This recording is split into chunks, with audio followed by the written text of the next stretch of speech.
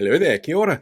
Did you know back in 1930 on April the 18th, the BBC put out a news broadcast headline that, well, nobody had ever heard it before and probably since. This is what that headline actually was. This is the BBC. There is no news today. Now let's keep going with our performance. Now, there's a couple of interesting things here, like the fact that it technically wasn't true. There was like a typhoon that hit the Philippines and martial law declared in India and a fire in Romania and a wooden church that killed 118 people, mostly children. But that hadn't gotten through to them yet. So it makes it a little bit more difficult for them to keep people up to date with what's going on. With the advent of digital technology, that's completely different. And now we live in a world where we've got 24-hour news access delivered direct to our hands. And that information that we get is really important. If we didn't have it, we would probably not really know what to do with ourselves. It would be a very unusual situation for us because we've just grown up with it now. It's how we adapt. But the amount of news services that we have in this country, they're drastically reducing. We've got Newshub closing down, and that was officially announced yesterday, which means we automatically lose one of our two big broadcasters when it comes to mainstream media news. One News, their competitor, is reducing their staff and their capability and their ability to put news out. And you've got print media, for example, that are also pulling back and having trouble trying to find their footing in a world where technology and the way that we deal with media constantly changes. But mainstream media is really important for a number of reasons, the least of which is that I use it to make stories like this and the other stuff that I do, because I know that their data has to be fact-checked, that it has to be provable in both a court of law and towards something like the Broadcasting Standards Authority. So their data sets are something that I know that I can usually trust. But media also has roles within society that a lot of people don't realize, like holding power to account. And while it might be really easy to sit there and say, the media told the story about the Prime Minister getting his $52,000 a year fee thing that he was apparently entitled to, or that Shane Jones has decided that we can kill more sea lions now because, who needs to worry about them? Or that, the Deputy Prime Minister was upset with the Prime Minister for not investigating cabinet leaks. In fact, every single cabinet leak also falls into that. Or how somebody like Nicole McKee decided to inflate the numbers of people who had licenses to actually go out and shoot semi-automatic weapons so that she could get her bill across. Or how Casey Costello was really simping for the cigarette industry. All of those things are, media holding power to account. But there are other ways that they do it as well. For example, Pike River Mine. Now, this was an issue that John Campbell was really heavily involved in and really passionate about.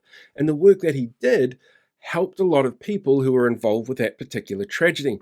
It got out information like missing bits of evidence and finding out why certain people weren't prosecuted and why that was dropped.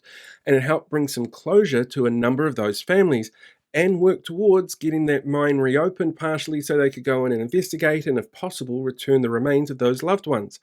That was because our media held power to account that wasn't necessarily about the government. And that's a really big thing that media can do when it's got the resources. But when it doesn't have the resources, that's when you end up with other sorts of problems. Like the fact that you have a loss of critical thinking skills. Now, a lot of people who don't have critical thinking skills think something like, reality check radio is legit and above board and makes perfect sense, but in reality, we actually get trained from a really early age in how news media informs us and the critical thinking skills needed by people who produce news and then tell it and coordinate it with other people so that it's communicated in a way we understand. It's a really simple tool for teaching people about critical thinking by taking a look at issues from various angles and getting across various perspectives. And those perspectives are also something that we're looking at losing here. You lose a diversity of voices on any particular topic if you don't have enough ways of covering it. By losing at least one major media outlet and minimizing the others, you suddenly lose the ability to tell people's stories and get the voices out of people who might have different perspectives and different viewpoints, who are just as valid in what they see and hear and want to get across as anybody else. But it ends up meaning that you rely on certain voices all the time and certain people. And sometimes that can be from people like government ministers that you might not necessarily think are the right person to talk about how a tax cut here is going to impact a family there. And that's also something that we need to be really wary of. Also, our mainstream media has massive access to our politicians to be able to hold them to account. Now that I think about it, not anybody can just run in and get a press gallery pass, for example. There's also the issue around agenda setting. because governments want agendas set, but audiences also set agendas for governments. We can see in real time when, say, Kate Hawkesby jumps on News Talk ZB and starts doing some race-baiting rubbish that gets her in trouble with the BSA, just how quickly that becomes a talking point for certain politicians because the media set that agenda and now the politicians have to deal with it. Not having mainstream media outlets that are able to push back or offer alternatives or look at things in a different way means that sometimes that narrative from bad faith actors can end up being the narrative that pushes people towards voting a certain way or believing certain things.